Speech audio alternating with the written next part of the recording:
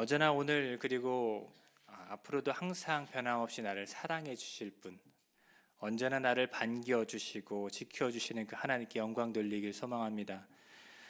이렇게 제가 여러분께 함께 고백하자 말씀드린 이유는 간단합니다. 하루가 다르게 변해가는 이 세상 속에서 변하지 않는 절대 진리인 하나님의 약속을 바라보아야 하기 때문입니다. 그것이 정말로 중요합니다.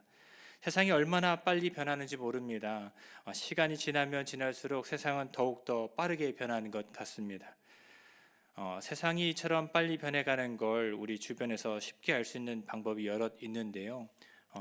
과학적인 방법은 아니지만 흔히들 말하는 나이대로 구분하는 방법, 10대는 10kg, 20대는 10kg, 뭐 특별한 거 말씀하실 줄 알았나 보군요. 그런 것들도 구분하기도 합니다.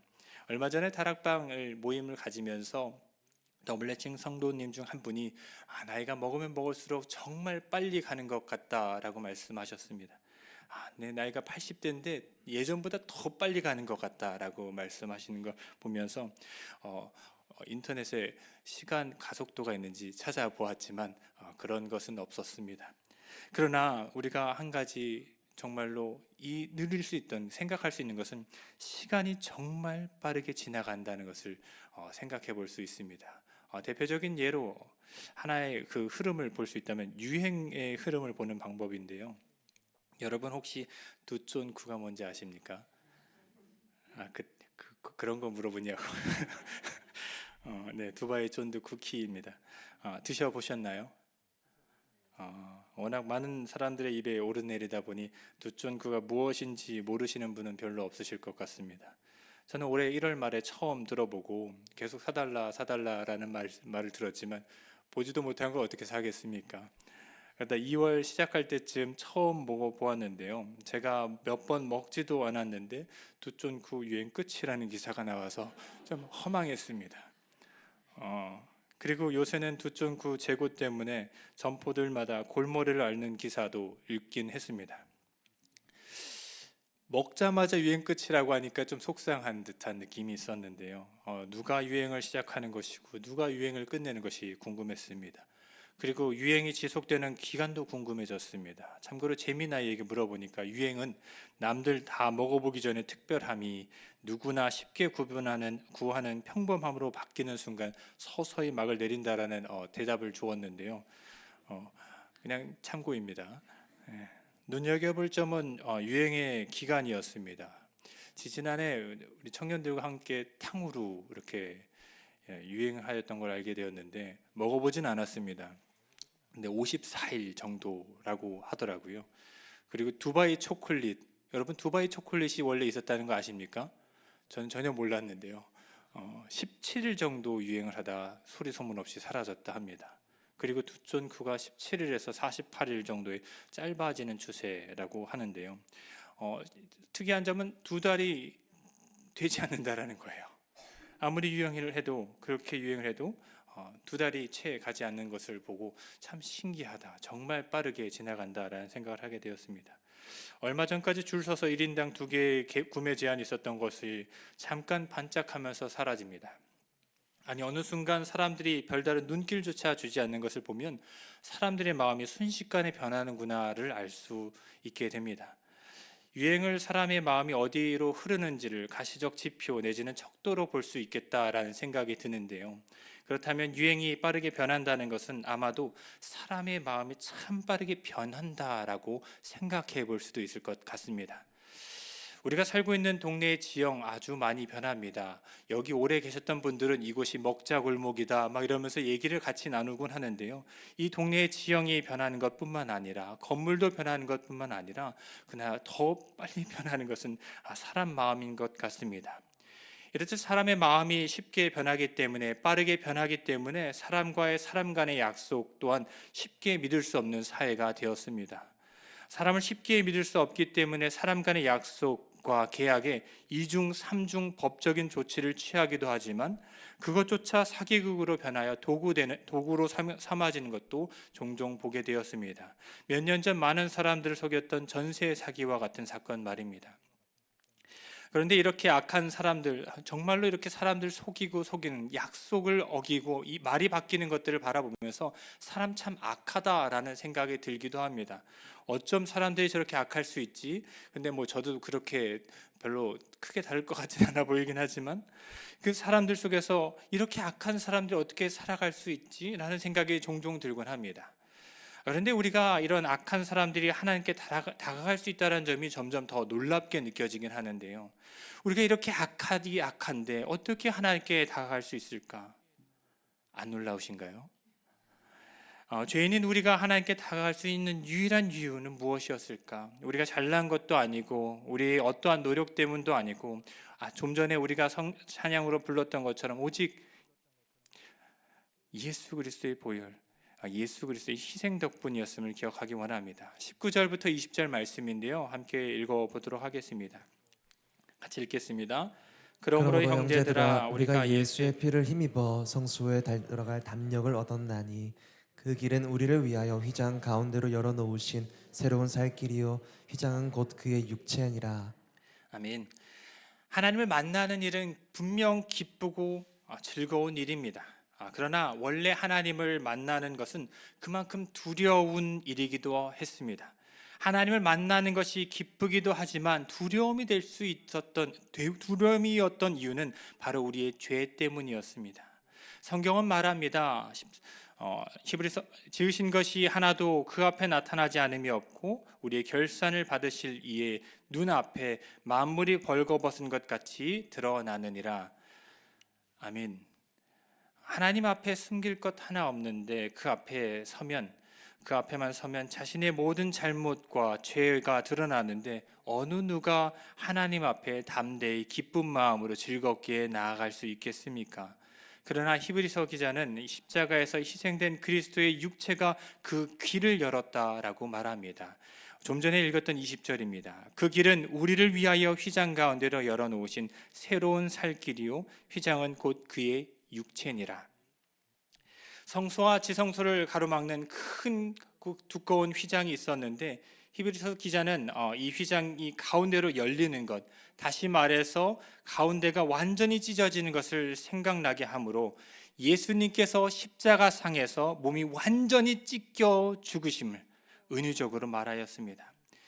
히브리서 기자는 단순히 휘장 가운데로 열어놓으신, 그러나 그 휘장이 예수 그리스도의 육체라라고 말하지만 이 말의 진의를 잘 알고 있었던 히브리서 원독자들은 휘장이 열리는 것을 들으며 그리스도의 육체가 십자가상에서 찢어지는 것을 상상하였을 것입니다.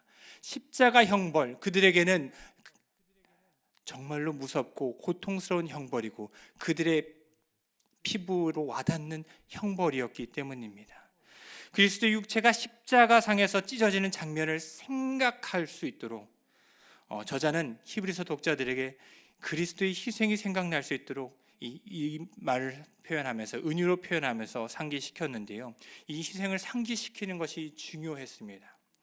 그 이유는 이전에 말씀드렸던 것처럼 히브리서 독자들이 영적으로 완전히 지쳐 있었기 때문입니다. 이들은 끝이 보이지 않는 어려움으로 인해서 신앙인으로 사는 것이 그 삶이 버겁게 느껴졌다, 지난번에 말씀드렸었습니다. 처음 듣는 것 같아서 다시 한번 말씀드리자면, 끝이 보이지 않는 길고 긴 싸움으로 영적 피로감이 정말로 높아졌고 지속해야 할 영적 투쟁이 너무나도 버거워서 점차 다른 생각들을 품기 시작하였던 것입니다. 그래서 이들은 영적으로 또 도덕적으로 집중력을 잃어가는 상황이었기 때문에 이들에게 정말로 중요한 것이 무엇인지 다시 한번 생각나게 상기시킬 필요가 있었습니다. 휘장이 찢어지는 그 은유를 통해서 예수 그리스도의 육체라라고 말씀하는 것을 통해서 예수 그리스도의 찢어짐이 우리가 들어갈 수 있었던 그 은혜의 힘을 보여주고 있는 것입니다. 이들에게 다시금 삶의 의미를 세우는 것이 중요했기 때문에 히브리서 기자는 십자가상에서 희생되신 예수 그리스도의 육체가 찢겨져 나가는 그 메시지를 아주 가까이 체감할 수 있도록 상상하는 메시지를 던져 주었습니다. 예수님의 몸이 찢기심과 그 흘리신 피를 힘입어 죄인이었던 우리가 하나님이 계신 지성소로 나아갈 수 있는 그 담력을 상기시켜 준 것입니다. 지금은 일상이 되었지만 그 당시 처음 우리가 예수 그리스도의 보혈로 힘입어 이 하나님을 예배하러 갈 수 있었던 그 장면을 상기시켜 주는 것. 성경이 말하는 이 담력은 자신감 또는 확신으로 환원할 수 있는데요. 이 자신감은, 이 확신은 배짱이 좋아진 데서 비롯된 것이 아닙니다. 예전에는 저도 숫기가 너무 없어서 자매들에게 말조차 꺼내지 못했습니다. 저와 동지가 있을 거라 생각하고 말을 하였는데 없는 것 보니 지금은 제가 조금 말을 편하게 합니다. 그런데 이것이 나이가 들어서 그런 것 같다 생각하는데요.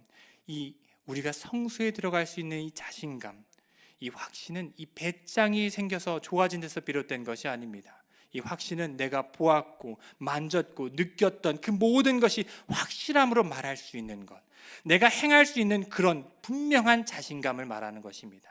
실제로 길이 열렸다라는 그 깨달음에서 온 그 담력입니다. 저거 분명히 있어.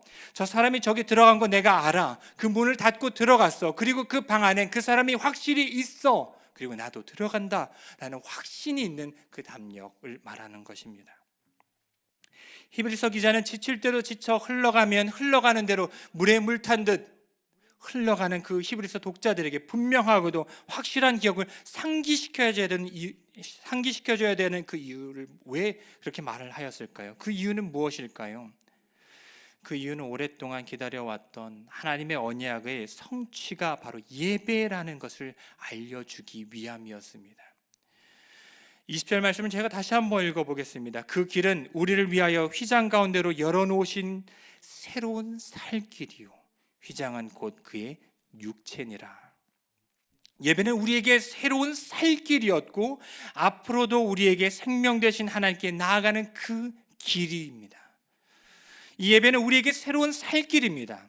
매일 매주 언제나 드릴 수 있기 때문에 그러한 감흥이 느껴지지 않을 수 있을 수도 있겠지만 이것이 원래 우리에게 주어진 예배의 의미입니다. 새로운 살 길. 우리의 삶의 시작은 죄로 시작해서 죄로 끝날 수밖에 없었습니다. 우리 인생의 끝을 바꿀 수 있는 유일한 하나님의 통로, 은혜가 있었는데 그것이 바로 예배라는 사실을 다시 한번 기억하길 원합니다. 그러므로 믿음은 들음에서 나며 들음은 그리스도의 말씀이니라 하는 로마서 10장 말씀을 통해서 우리가 다시 한번 생각해야 될 것, 예배를 말씀을 어디서 들을 수 있겠습니까? 물론 바깥에서 우리가 매체가 많아서 들을 수 있겠지만 우리가 함께 말씀을 듣고 나눔을 통하여 성장할 수 있는 곳이 어디이겠습니까? 우리가 모인 이곳에서 예배 드리는 것 아니겠습니까? 그런 예배에 나오는 자세가 필요합니다. 원래부터 하나님께 드린 제사는 아무렇게나 아무런 자세로 나오는 것이 아닌 것처럼 말입니다. 히브리서 기자는 이어서 이렇게 말합니다. 21절과 22절 말씀인데요, 같이 읽겠습니다. 함께 읽겠습니다. 또 하나님의 집 다스리는 큰 제사장이 계심에 우리가 마음의 뿌림을 받아 악한 양심으로부터 벗어나고 몸은 맑은 물로 씻음을 받았으니 참 마음과 온전한 믿음으로 하나님께 나아가자. 아멘.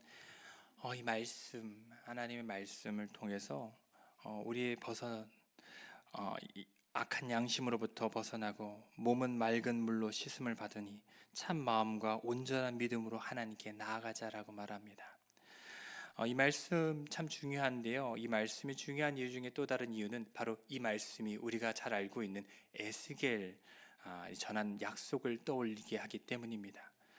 바벨론 포로로 끌려간 그 에스겔, 그발 강가에서 정처 없이 고민하며 고뇌하며 이 일을 어떻게 해야 될 것인가를 끊임없이 걱정하였던 그에게, 어떠한 소망도 어떠한 희망도 없어 보였던 그에게 이스라엘 공동체를 향한 하나님의 메시지를 선포하게 하시는데요, 이렇게 말씀하십니다. 내가 너희에게 맑은 물을 뿌려 너희의 모든 더러움과 모든 우상에서 너희를 깨끗하게 하겠다라고 약속하셨는데요, 에스겔서 36장 25절부터 27절 말씀 우리 한번 같이 또 읽겠습니다. 같이 읽겠습니다.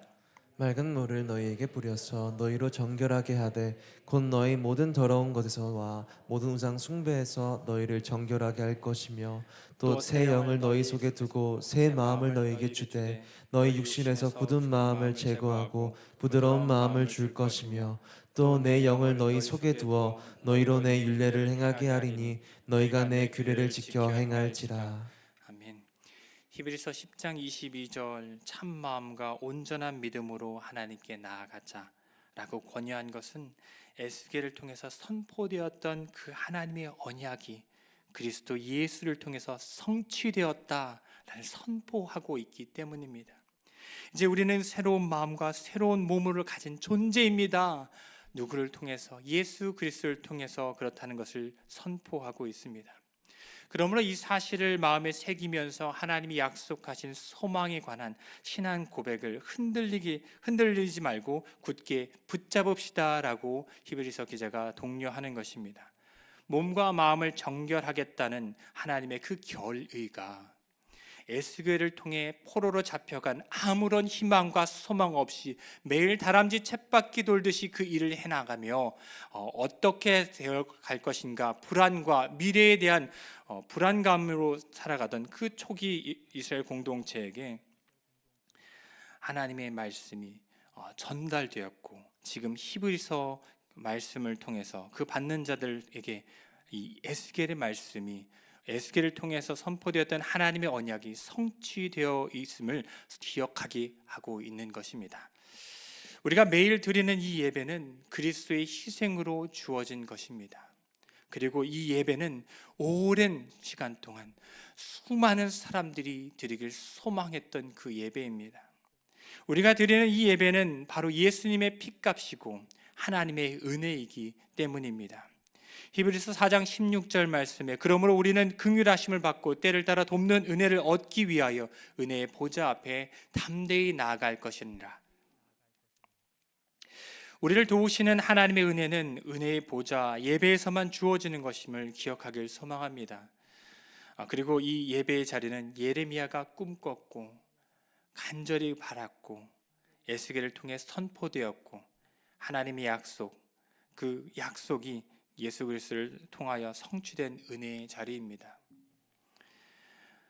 우리는 이 예배의 자리를 몸과 마음을 새롭게 하실 하나님의 거룩한 영이신 성령님을 갈망하며 드리기 원합니다. 지금 이루어진 이 자리가 거저 주어진 것 같지만 거저 주어지지 않았음을 우리가 다시 한번 생각하길 원합니다. 22절 말씀인데요. 또 한번 또 같이 읽겠습니다. 우리가 마음의 뿌림을 받아 악한 양심으로 벗어나고 몸은 맑은 물로 씻음 받았으니 참 마음과 온전한 믿음으로 하나님께 나아가자. 과거에는 깊은 죄의식과 슬퍼하는 마음으로 제사를 드렸다면 이제 우리는 진실된 마음과 넘치는 믿음으로 하나님께 나아가기를 소망합니다. 히브리서 기자는 이 나아갑시다, 굳게 붙잡읍시다라는 말과 함께 또 한 가지 우리에게 권면하는 것이 있는데요. 바로 24절 말씀입니다. 같이 또 읽어볼까요? 서로 돌아보아 사랑과 선행을 격려하며. 25절까지는 아닙니다. 이따가 읽도록 하겠습니다. 서로 돌아보아 사랑과 선행을 격려하며. 이 말은 선행을 해야지 구원을 받는다라는 행위 구원을 의미하진 않습니다. 이 말의 뜻은 제가 앞서 말씀드렸다시피 들었던 것처럼 우리의 마음과 생각은 하루에도 수십 번, 수백 번 변합니다. 바뀝니다. 우리의 마음과 생각은 기록하지 않으면 휘발되어 나간다라고 말씀하셨는데요. 담임 목사님께서 항상 말씀하시는 생각을 생각하는 것 정말 중요합니다. 그런 것과 비슷하게 삼일교회 송태근 목사님도 히브리서 10장 24절에 이 선행을 금세 사라지는 우리의 마음과 믿음을 기록하는 장치라고 표현하였는데요. 정말 그런 것 같습니다. 생각을 생각하며 그것을 삶으로 기록하는 그 장치. 선행으로 우리가 구원받는 것이 아닙니다. 그러나 서로를 사랑하며 선을 행하는 것은 말하지 않으면 우리가 상대방의 마음을 모르는 것처럼 우리의 마음을 선한 말과 선한 행동으로 표현하며 그리스도를 드러내는 삶의 기록이라 할 수 있습니다. 내 삶에 누가 보지 않더라도 내 삶에 그리스도를 기록하며 그리스도의 사랑을 기억하는 그것이 바로 선행이라 할 수 있습니다. 마지막으로 우리가 읽고 싶었던 그 25절 말씀 같이 읽도록 하겠습니다. 같이 읽겠습니다. 모이기를 패하는 어떤 사람들의 습관과 같이 하지 말고 오직 권하여 그 날이 가까움을 볼수록 더욱 그리하자. 모이기를 패하는 어떤 사람들의 습관과 같이 하지 말고 단순히 한두 번이 아니라 25절의 습관과 같이는 히브리서의 원독자들 중에서 이미 어떤 이들은 이 모임이 습관이 되었음을 보여주는 것 같습니다. 이 우리가 정말로 그리스도의 피값으로 모이는 그 모임이 그냥 드리는, 매일 채우는 그러한 자리로 생각하는 것처럼 보이기도 합니다. 그리고 어느 순간 그 자리가 점차 멀어지고 패망의 길로 가는 모습을 보여주곤 하는데요. 영적인 현재 히브리서의 원독자들의 처한 상황을 묘사하는 것입니다. 이들이 어떠한 상황이었는지 앞서 말씀드렸던 것처럼 이들은 영적, 도덕적 피로로 쓰러져가는 성도들이었습니다. 그리고 모임을 팽개친 일부 신자들의 행동들로 인해서 흔들리지 말아야 할 그들의 소망에 관한 그 신앙의 고백도 흔들려 하는 것처럼 보이고 있습니다. 히브리서 원독자들처럼 오랜 시간 동안 핍박과 삶에 밀접하게 연결된 극심한 스트레스는 우리가 받지 않는다 할지라도 우리도 신앙생활을 하다 보면 가끔 매너리즘에 빠지기도 하고 느슨해지기도 하고 이것이 이것이고 저것이 저것이지 무엇이 의미가 있느냐, 삶의 그 피로와 고민 때문에 어려워하기도 합니다. 그런데 이 느슨하고 탄력을 잃어버린 삶에 새로움을 줄 수 있는 것이 있다 말합니다. 그것이 무엇입니까? 우리가 좀 전에 읽었던 25절의 뒤에 말씀인데 오직 권하여 그날이 가까움을 볼수록 더욱 그리하자. 우리가 지금 하고 있는 생활, 이 영적인 예배 영원하지 않는다라는 것이죠. 우리의 유한함을 지적하고 있습니다. 수많은 사람들이 매일 매주 매년 반복되는 삶을 살다 보니 삶의 의미를 잃어버립니다. 그러나 이 삶의 끝에는 반드시 끝이 존재하고 이 삶의 끝에서 기다리실 하나님이 존재하고 계시기 때문입니다. 이 삶의 끝에서 기다리실 그 하나님을 바라보며 소망을 굳게 잡으라 말하고 있는 것입니다. 그렇다면 어떻게 해야 할까요? 먼저 우리는 그날이 가까움을 볼 수 있는 영적인 눈을 기대해야 합니다. 우리가 어떻게 해야 될 것인가? 어떻게 차지해야 될 것인가? 우리 영적인 눈이 생겨야 합니다. 다시 한번 제가 25절 말씀을 읽어드리겠습니다. 모이기를 패하는 어떤 사람들의 습관과 같이 하지 말고 오직 권하여 그날이 가까움을 볼수록 더욱 그리하자. 여기는 두 가지 종류의 사람이 등장합니다. 어떤 사람들은 더욱 가까이 예배를 사모하는 사람들, 또 다른 사람들은 그 습관과 같이 모임을 폐하려 하는 사람들 있습니다.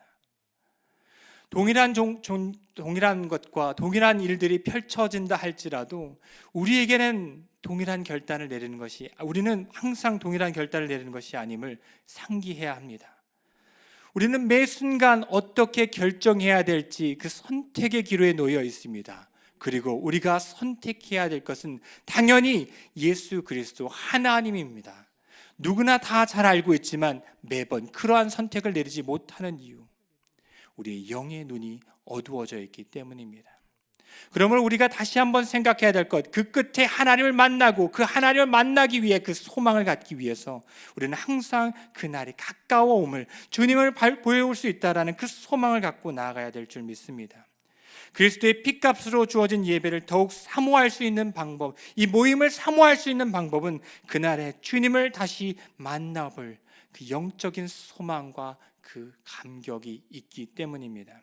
말씀을 맺겠습니다. 그리스도의 육체가 찢어지는 고통과 피 흘리심으로 우리에게 주어진 것이 지금 우리가 드리는 예배입니다. 물론 육체적 고통과 피로감, 그리고 언제나 똑같아서 변할 것 같지 않은 그 현실과 어려움으로 인해서 힘들어서 포기하고 싶을 때가 한두 번이 아닐 거라 생각됩니다. 예배의 자리, 신앙의 자리, 삶의 기로, 선택에서 매번 하나님보다 다른 것이 더 크고 매력적으로 보일 때도 있습니다. 우리의 신앙의 레이스를 하면서 지치고 힘들고 넘어질 수는 있으나 우리가 끝까지 포기하지 않을 그 예수 그리스도를 생각함으로 나아갈 수 있음을 기억하기를 바랍니다. 우리가 예배를 포기할 수 있는 이유가 너무나도 많지만 포기할 수 없는 이유가 분명하고 중요한 이유가 있습니다. 이유는 예배 끝에 우리는 다시 만날 주님이 계시기 때문입니다. 우리가 드리는 이 예배를 아무런 감흥 없이 매주 오고 가는 발걸음만으로 채우는 것이 아닌 예수 그리스도께서 주신 그 희생을 기억하며 나아가길 원합니다. 오늘이 너무 힘들고 쓰러지고 싶지만 쓰러지지 않고 예배에 나오는 것, 나뿐만 아니라 내 자녀가, 내 배우자가 그렇게 나오는 것만이라도 위로해 주시길 바랍니다. 에스겔서 16장 16절 말씀을 나누면서 마치려 하는데요, 바로 이 말씀입니다. 내가 네 곁으로 지나갈 때에 내가 피투성이가 되어 발짓한 것을 보고 내게 이르기를 너는 피투성이라도 살아있으라. 다시 이르기를 너는 피투성이라도 살아있으라고 하고, 간절히 원하던 너무나도 힘들고 삶의 무게로 짓눌려 있는 우리의 삶이 있다면 이것 하나만 기억하십시오. 피투성이라도 살아있어 예수 그리스도를 바라보는 저와 여러분이 되시길 주님의 축복합니다.